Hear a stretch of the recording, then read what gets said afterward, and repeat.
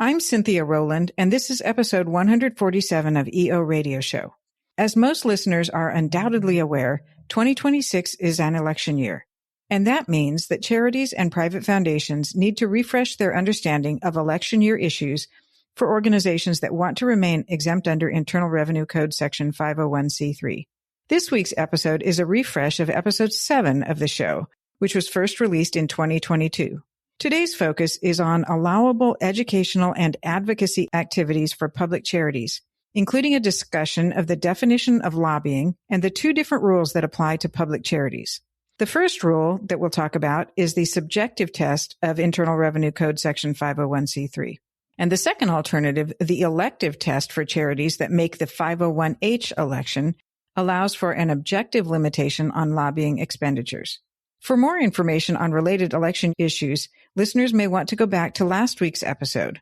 That's episode 146, which covered the limitations in 501c3 relating to candidate campaign intervention. And stay tuned for episode 148, which will drop in a few weeks. Episode 148 will address permissible private foundation policy advocacy activities, which are different than what is allowed of 501c3s that are classified as public charities. Finally, be sure to check out the show notes for resources from the IRS on these topics as well. And check out the Farella, Braun, and Martell YouTube channel for the complete EO Radio Show playlist. Welcome to the EO Radio Show, your nonprofit legal resource. Brought to you by the Exempt Organizations Group at Farella, Braun, and Martell. My name is Cynthia Rowland, and I'm a partner at Farella. I'm a business and tax lawyer with more than 30 years of experience advising clients on nonprofit and charity law. Through this podcast, our lawyers and guests will discuss a range of legal and business issues impacting the nonprofit world because we understand you work hard every day to make your community a better place to live and do business. Many of our programs focus on the basics, and at times we'll do a deep dive into narrow and complicated legal issues. Again, welcome to the EO Radio Show. We're glad you're here. Professionals working in the nonprofit space know that Internal Revenue Code Section 501c3 has some key language that limits their lobbying activities. The relevant part of the statute says an organization is described in 501c3 only if, among other things, no substantial part of the activities of the organization is carrying on propaganda or otherwise attempting to influence legislation, except as otherwise provided in subsection H. That's a quote from the statute. I'm going to parse through that language in this episode to help you understand what activities are and what aren't limited by this language. Before we get into the meat of the lobbying rules for public charities, remember that private foundations are subject to much more stringent expenditure rules that effectively prohibit them from earmarking their grants to public charities for lobbying activities. After we go through the definitions and the rules applicable to public charities, which provide important context for private foundation rules, I'll circle back to private foundations and remind you to take into account the next episode, which will include planning guidance for foundation funders. So here we go on our deep dive into advising clients on lobbying by 501c3 public charities. The first question to ask when diving into this topic is whether the organization can, has made, or should make the 501h election.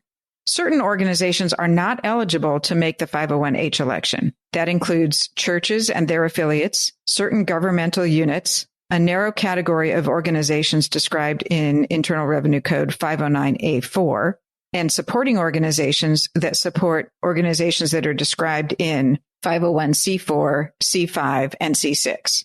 And as noted above, private foundations also are not allowed to make the 501h election. So for organizations that are permitted to make the election, the decision of whether to make it or not isn't always easy. Keep in mind that if the election is not made, the organization will be subject to the subjective and vague test of the statutory language in 501c3. That is, no substantial part of its activities may be legislative lobbying. There are no bright lines for what is substantial under this test, and the IRS and courts may consider all activities, volunteer time, impact, relative expenditures, in assessing whether the activities were substantial. While there is case law that suggests that less than 5% of expenditures is not treated as substantial for these purposes, it is a very vague standard. Note also that the annual IRS Form 990, which is filed by a public charity, asks detailed questions about the activities of an organization that has not made the 501h election, while the corollary reporting for an electing public charity focuses only on the actual expenditures by the organization. On the other hand, if we're thinking of the pros and cons for electing under 501h, the electing charity has an absolute cap on its expenditures. I'll cover the amount of that cap in a little bit. So a very large non-electing charity with annual expenditures over $20 million may be able to spend significantly more on legislative lobbying than the allowable cap that would apply if they made the election. This is an especially important consideration for charities with affiliates, where all of the affiliates are subject to one cap under the 501h election.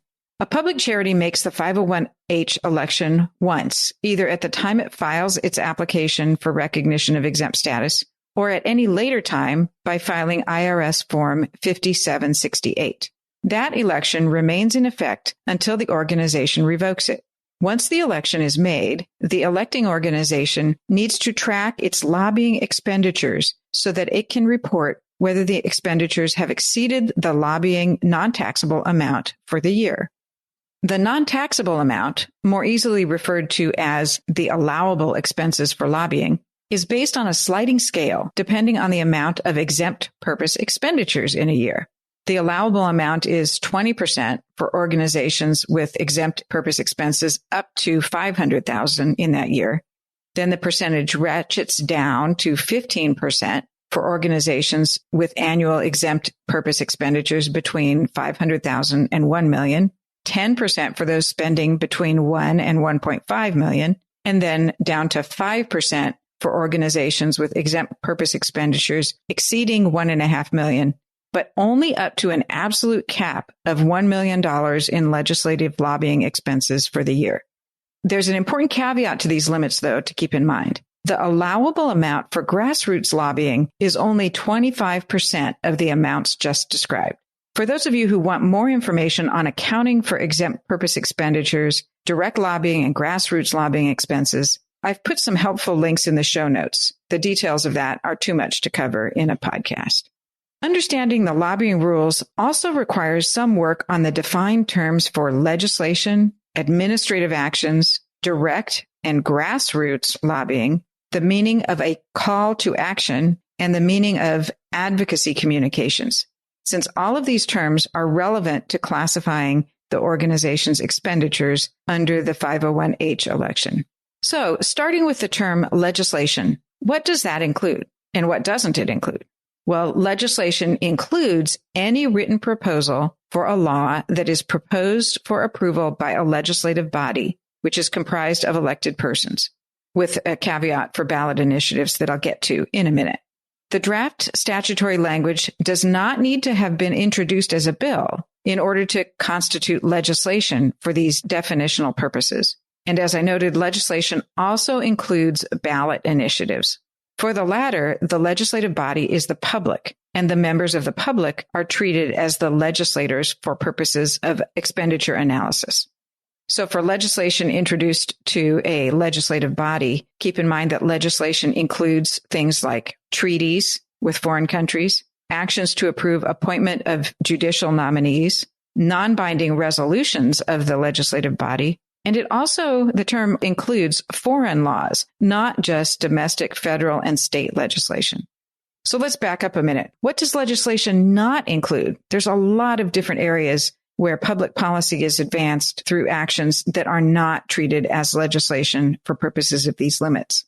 Administrative actions proposed to be taken by an administrative body that is comprised of appointed officials rather than elected members is not legislation. So, for example, regulations that will be adopted by an agency of the local, state, or federal administrative branch is not legislation for these purposes. Think about FDA, IRS, OSHA regulations as examples at the federal level, state environmental agency regulations, local county land use regulations. None of these are legislative bodies, and so the actions are not lobbying for purposes of these rules.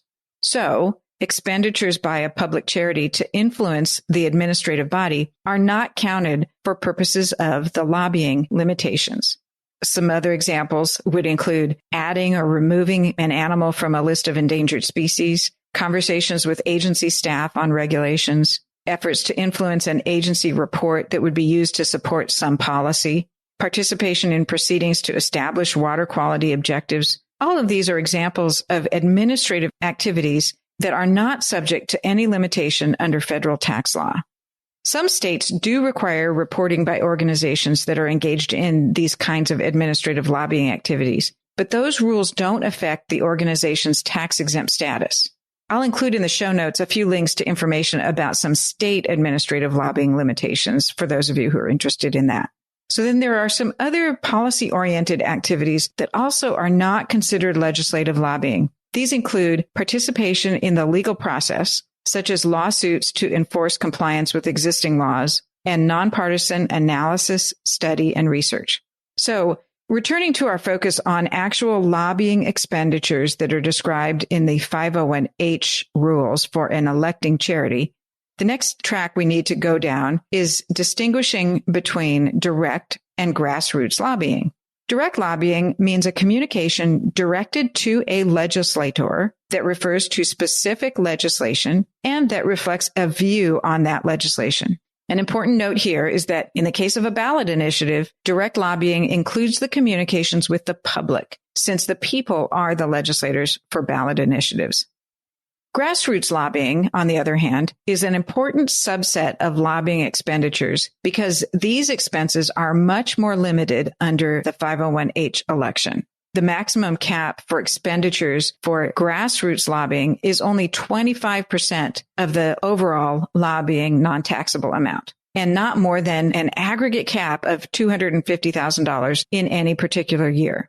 So the distinction between direct lobbying and grassroots lobbying is important. Grassroots lobbying expenditure refers to expenses that mention specific legislation, reflect a view on that legislation, and encourage the recipient of the message to contact their legislator with a message encouraging the legislator to vote for or against the legislation.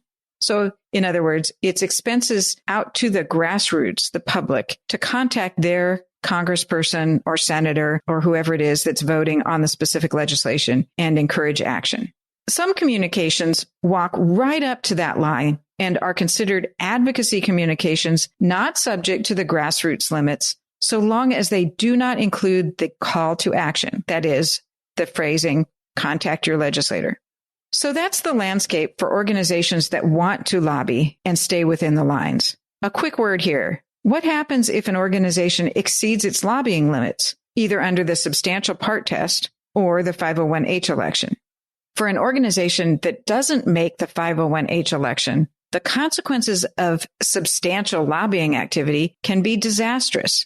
The IRS's only remedy is to revoke the exempt status of the organization altogether. That's a pretty powerful disincentive to the organization that wants to exceed 5% of its expenditures on lobbying in a particular year. On the other hand, the organization that makes the 501H election is subject to a penalty excise tax of 25% on the excess amount of lobbying expenditures. Only if the electing charity exceeds 150% of the lobbying limits over a 4-year period will it lose its status as an exempt organization described in 501c3. So you can see there's a lot of room for foot faults or excessive spending if the organization has made the 501H election. Listeners who would like to hear more on the topic of election year activities for nonprofits can find links in the show notes to our webinars on the topic, as well as links to IRS materials and other resources to help navigate these waters. That's all for this episode. I'm Cynthia Rowland, and you've been listening to EO Radio Show, your nonprofit legal resource, brought to you by the Exempt Organizations Group at Varela, Braun, and Martel. If you have suggestions for topics you would like for us to discuss, please email us at eoradioshow@fbm.com. That's eoradioshow@fbm.com. Thank you for joining us. Until next time, make a difference.